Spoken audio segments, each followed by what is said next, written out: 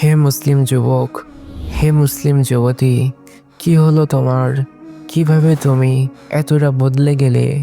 কিভাবে তুমি পারো এমন জঘন্য, এমন অশ্লীল কাজে ডুবে থাকতে? তোমার সেই হায়া, তোমার লজ্জা শরম আজ কোথায়? আর কত নাফরমানি করবে, আর কত ক্ষত বিক্ষত করবে নিজের হৃদয়কে? তোমার হৃদয় তো গুনাহ করতে করতে ক্লান্ত হয়ে গেছে। নফসের খায়েশ মেটাতে আর কত রাত এভাবে অন্ধকারে ডুব দিবে? এভাবেই কি তোমার রবের সাথে বেঈমানি করে চলবে? হাই, তোমার কি আল্লাহ কি একটু ভয় লাগে না? তোমার কি মনে নেই একদিন সে রবের সামনেই তোমাকে দাঁড়াতে হবে? ধ্বংস তোমার জন্য অপেক্ষা করছে, এই দুনিয়াতেও বা আখেরাতেও। অথচ তুমি এমন ভান করছো যেন তুমি কিছুই জানো না। তুমি দেখেও না দেখার ভান করছো, নিজেকে নিজে খুব ভালো মনে করছো।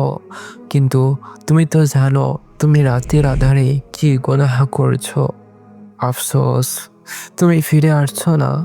তুমি গুনাহের স্বাদ পেয়ে গেছো, কিন্তু তা থেকে বাঁচার আকুতি তোমার ভিতরে নেই। তাই তো একা হলেই তুমি সেই পাপের সাগরে ডুব দাও। যখন তুমি এই অশ্লীল কাজগুলো করো, তোমার বুকটা কি একটু কাঁপে না? তোমার হাত কি কাঁপে না? তোমার কি একবারও মনে হয় না আমার রব আমাকে দেখছেন? আমাকে তার সামনেই দাঁড়াতে হবে। যখন আমাকে এই বিষয়ে জিজ্ঞাসা করা হবে, আমি কি জবাব দেব? আচ্ছা, তুমি না ছিলে আল্লাহর এক প্রিয় বান্দা? তুমি না নামাজ পড়তে, মানুষকে ভালো পথে রাখতে? তবে আজ তোমার এই ভয়ঙ্কর অবস্থা কেন হলো? হাই, শুরুটা ছিল ছোট্ট একটা বাঁক। প্রথমে সেটাকে বড় কিছু মনে না হলেও সে বাঁকে পা দিয়েই তুমি এদিক ওদিক করতে করতে আজ গুনাহের এই গভীর নদীতে ঝাঁপ দিয়েছ। আফসোস, তুমি আর কারোর সাথে নয়, তুমি নিজের সাথেই সবচেয়ে বড় বেঈমানি করে ফেলেছ।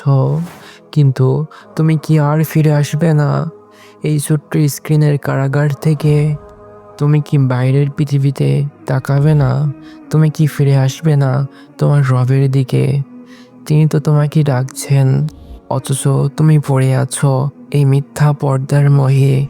এসো, আমার হাত ধরো, চলো আমরা একসাথেই অন্ধকার থেকে আলোর দিকে এগিয়ে যাই।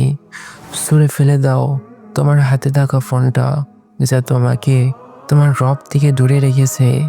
চলো এই সুন্দর দুনিয়াটাকে আমরা নতুন করে দেখি।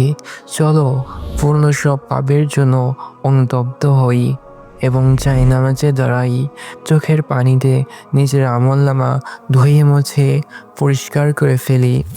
তুমি এভাবে আর কত নিজের প্রতি নিজে জুলুম করবে?